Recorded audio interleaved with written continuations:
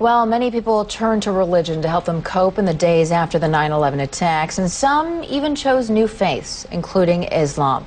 That may be no surprise, since a quarter of the estimated 6 million Muslims in the United States are converts. Delia Gallagher looks at two people who chose that path.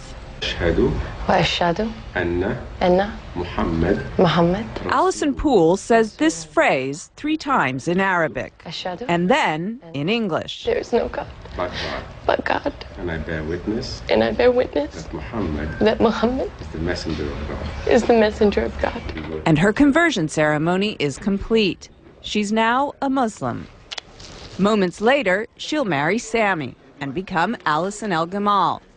But Allison, who was raised a Southern Baptist in North Carolina, says faith, not marriage, made her want to become a Muslim.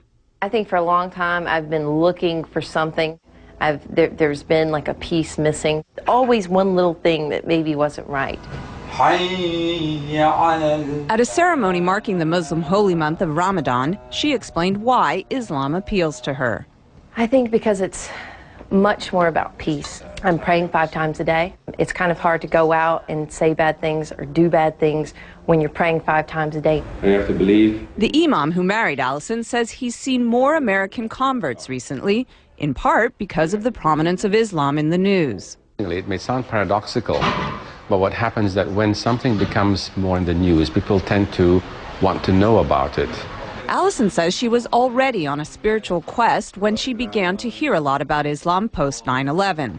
Barbara Cardebuke, another recent Muslim convert, says 9/11 also played a part in her conversion. After 9/11, I thought this is the time when people really have to start looking for real answers to get away from everybody fighting back and war. You have to start looking towards God. Barbara says through Islam she found a one-on-one relationship with God she was unable to find as a Roman Catholic. I always felt when you go to church you're praying to Jesus or you're doing Hail Marys. You're not, I used to think, well, where's God? She says her family has been mostly supportive of her conversion.